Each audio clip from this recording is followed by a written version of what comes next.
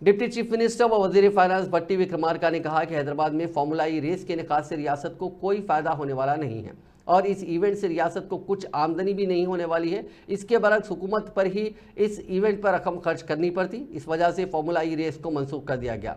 Secretariat में media के नुमाइंदों से बात करते हुए भट्टी विक्रमार्का ने कहा कि पेशरफ वीआरएस हुकूमत ने रियासत के मफादात को गिरवी रख दिया था।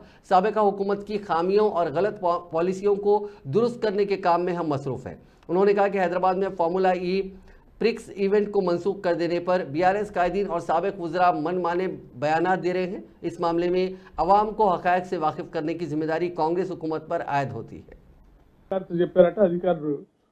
ఎంఏయుడి స్పెషల్ సెక్రటరీ గారు స్పెషల్ చీఫ్ సెక్రటరీ గారు అగ్రిమెంట్ చేసి సంతకాలు పెట్టేసి ఈ 110 కోట్లు కట్టాల్సిన దాంట్లో 55 కోట్లు ఆల్రెడీ కట్టేసి మిగతా ఇన్స్టాల్మెంట్స్ కోసం 2 ఇన్స్టాల్మెంట్స్ అట్లా పెట్టేసి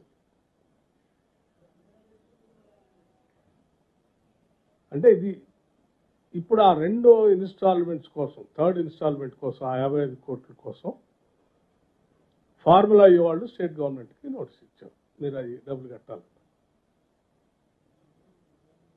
గవర్నమెంట్ డిసెంబర్ 7వ తారీఖు నాడు ప్రమాణ స్వీకారం చేసింది.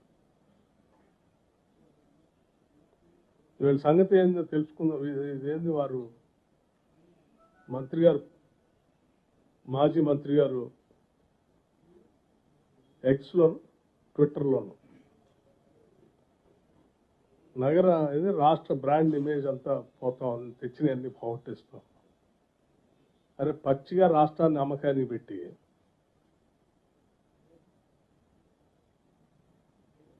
ఒకటేమో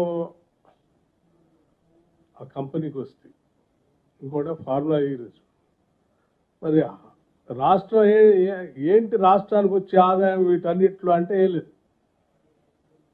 వాళ్ళు వచ్చి అక్కడికి వచ్చి చూసిపోతే హైదరాబాద్ నగరం ఇమేజ్ పెరుగుతుంది. వాళ్ళు చూసిపోవటానికి 150